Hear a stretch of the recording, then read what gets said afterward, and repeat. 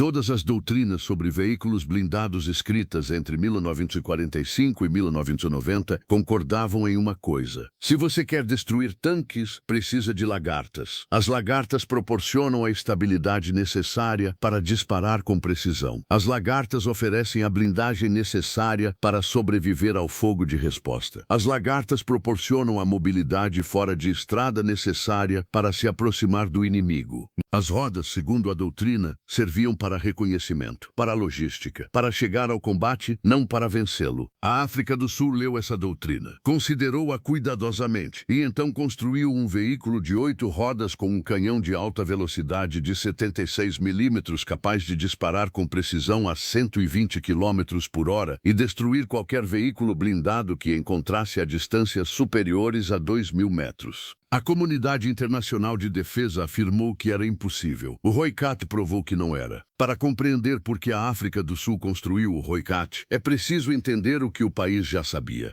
Em 1976, a Força de Defesa Sul-Africana combatia em Angola havia um ano. Fazia isso com o Zeeland. Carros blindados de 6 toneladas sobre rodas, equipados com canhões de 90 milímetros, que haviam destruído T-34 e expulsado colunas blindadas cubanas das estradas. Eles haviam provado algo que, segundo a doutrina, não poderia ser verdade. Um veículo de rodas, projetado corretamente e operado por uma tripulação bem treinada, podia combater e vencer blindados que, segundo todos os manuais militares, deveriam destruí-lo. Então veio o Ratel, 18 toneladas sobre 6 rodas, com um canhão de 90 milímetros que havia destruído o T-55 em Kuvelai e no Rio Lomba durante uma década de guerra na savana. Outro veículo de rodas vencendo combates que não deveria vencer. A SATF tinha 2 décadas de evidências. As rodas funcionavam em seu terreno. As rodas funcionavam em suas distâncias. As rodas funcionavam para suas táticas. Mas em meados da década de 1980, a ameaça estava aumentando. O exército angolano e seus assessores cubanos estavam recebendo tanques T-62 e, posteriormente, T-72. O canhão de 90 milímetros do Ratel estava se tornando insuficiente. O canhão de 90 milímetros do Eland já era insuficiente. A África do Sul precisava de um novo veículo, não de um tanque de lagartas. Um tanque de lagartas precisava de transportadores nas estradas da Namíbia. Um tanque de lagartas desgastava suas esteiras no Kalahari em questão de semanas. Um tanque de lagartas exigia uma cadeia logística que a SATF não conseguia sustentar em uma área operacional de 1.000 quilômetros. A África do Sul precisava de um caçador de tanques sobre roda. O programa de projeto que produziria o Houkat começou em 1976 na Arms Corps, a corporação estatal de armamentos da África do Sul. O requisito era específico: 8 rodas para mobilidade fora de estrada. Um canhão capaz de derrotar qualquer tanque que a África do Sul provavelmente enfrentaria. Um sistema de controle de tiro sofisticado o suficiente para permitir disparos precisos em movimento. Um veículo capaz de se deslocar por seus próprios meios por 1.000 quilômetros e chegar pronto para combater. O canhão foi a decisão fundamental. A África do Sul escolheu o canhão de alta velocidade GT4 de 76 milímetros, uma arma desenvolvida internamente para disparar com velocidades de saída superiores a 1.500 metros por segundo. Nessa velocidade, um projétil perfurante estabilizado por aletas com sabote descartável transportava energia cinética suficiente para penetrar a blindagem frontal de um T-55 e a blindagem lateral de um T-72. O canhão foi instalado em uma torre totalmente estabilizada em 2 eixos. Ambos os eixos, elevação e rotação, eram estabilizados contra o movimento do veículo. Quando o Houkat avançava em alta velocidade sobre terreno acidentado, o canhão permanecia apontado para o alvo. A mira do artilheiro acompanhava o alvo. O computador balístico compensava o movimento do veículo, o vento, a distância e a temperatura da munição. O canhão disparava quando a solução era válida, não quando o veículo parava, não quando o terreno era plano, em qualquer velocidade sobre qualquer superfície, dentro dos limites operacionais do veículo.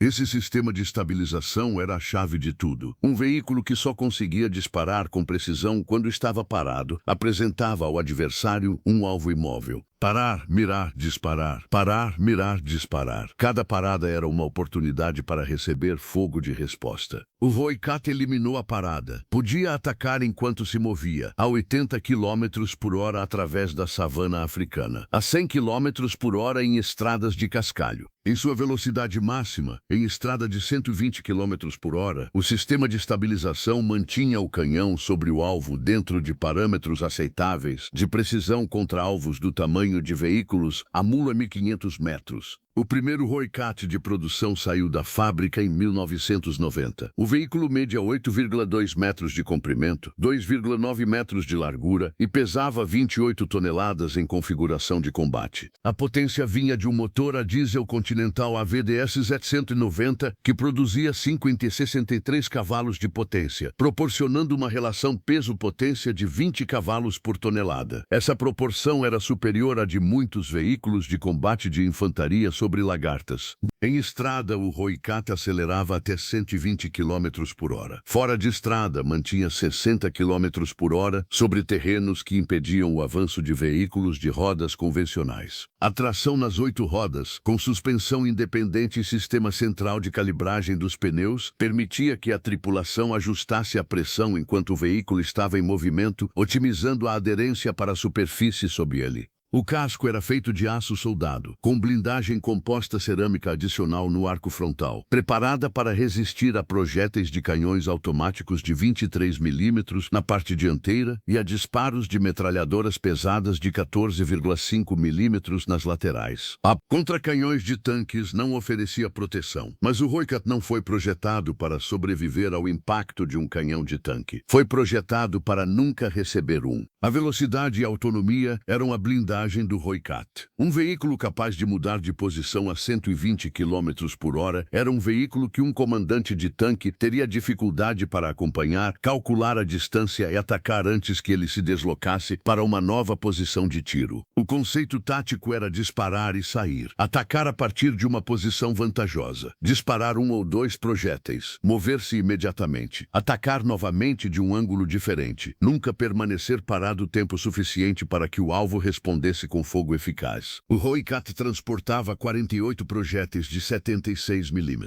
O armazenamento adicional podia aumentar essa quantidade para 72. A tripulação era composta por 4 pessoas: comandante, artilheiro, municiador e motorista. A mira térmica independente do comandante permitia localizar alvos enquanto o artilheiro atacava um alvo diferente. 2 alvos podiam ser acompanhados simultaneamente. Os sistemas ópticos do veículo estavam uma geração à frente dos utilizados por seus adversários regionais. O sistema de imagem térmica enxergava através da poeira, da fumaça e da escuridão. Nas condições operacionais do sul de Angola, onde a visibilidade frequentemente era reduzida pela poeira levantada pelos veículos e pela fumaça da vegetação em chamas, o Hellcat conseguia detectar e atacar alvos que seus adversários não conseguiam localizar. Quando a Guerra da Fronteira terminou em 1989, o Hellcat chegou tarde demais para combater no conflito que havia inspirado sua criação. A África do Sul construiu 42 unidades. Elas entraram em serviço na Força Nacional de Defesa Sul-Africana como o principal veículo de reconhecimento sobre rodas e de apoio de fogo. O Hellcat substituiu o Eland no serviço de primeira linha. A linha conceitual entre o Eland, o Ratel e o Hellcat era uma linha reta. Cada geração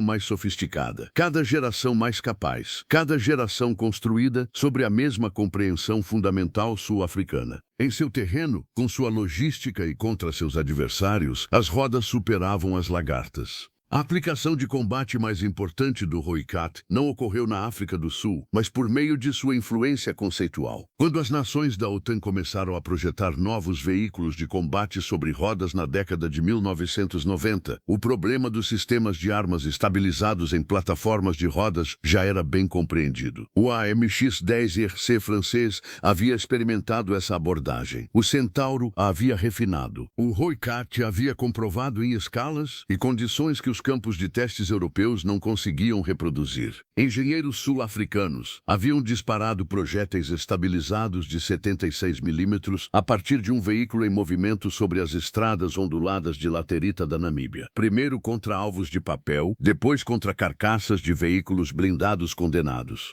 Os dados que acumularam sobre a relação entre a velocidade do veículo, a irregularidade do terreno, o tempo de resposta do sistema de estabilização e a probabilidade de acerto no primeiro disparo tornaram-se a base para compreender o que os sistemas de armas estabilizados em veículos de rodas podiam ou não fazer. A resposta era que podiam fazer muito mais do que a doutrina havia previsto. O Hojkat continua em serviço ativo na África do Sul. Modernizações prolongaram sua vida útil. O sistema de controle de tiro foi modernizado. A munição foi aprimorada. Propostas para uma variante equipada com um canhão de 105 mm foram desenvolvidas e testadas. A arquitetura fundamental do veículo, 8 rodas, canhão estabilizado e elevada relação peso-potência, permaneceu inalterada porque estava correta desde o início. No contexto do campo de batalha moderno, a relevância do Hojkat aumentou em vez de diminuir. Ambientes saturados de artilharia, como a Ucrânia, favorecem veículos capazes de se mover rapidamente, atacar a partir de posições inesperadas e mudar de posição antes da chegada do fogo de resposta. Um veículo que dispara com precisão a 120 km por hora e depois acelera para se afastar é perfeitamente adequado para um campo de batalha onde a pausa necessária para mirar e disparar é a pausa que mata você. A Força de Defesa Sul-Africana compreendeu isso antes de qualquer outra. Ela havia aprendido em Angola, onde os veículos de rodas da SATIF superavam constantemente em manobra e combate adversários de lagartas, que, segundo a doutrina, deveriam ter vencido todos os confrontos. Ela construiu o Hojkat como a expressão final dessa compreensão. Um veículo que tornava inseparáveis o ato de disparar e o ato de sobreviver, porque ambos aconteciam na mesma velocidade e na mesma direção de deslocamento. Para longe do inimigo, para dentro da poeira, fora de alcance antes que o disparo de resposta fosse calculado. O Eland havia mostrado que rodas podiam destruir tanques. O Ratel havia mostrado que rodas podiam derrotar a doutrina soviética. O Kaspir havia mostrado que a forma sob o veículo determinava se os soldados dentro dele sobreviveriam. O Hojkat mostrou que um veículo de rodas com investimento suficiente em engenharia e compreensão tática adequada podia fazer tudo o que um caçador de tanques sobre lagartas fazia e depois se afastar a 120 km por hora, através de terrenos onde o veículo de lagartas não conseguia segui-lo. A comunidade internacional de defesa havia afirmado que isso era impossível. A África do Sul disse o contrário. A África do Sul estava certa.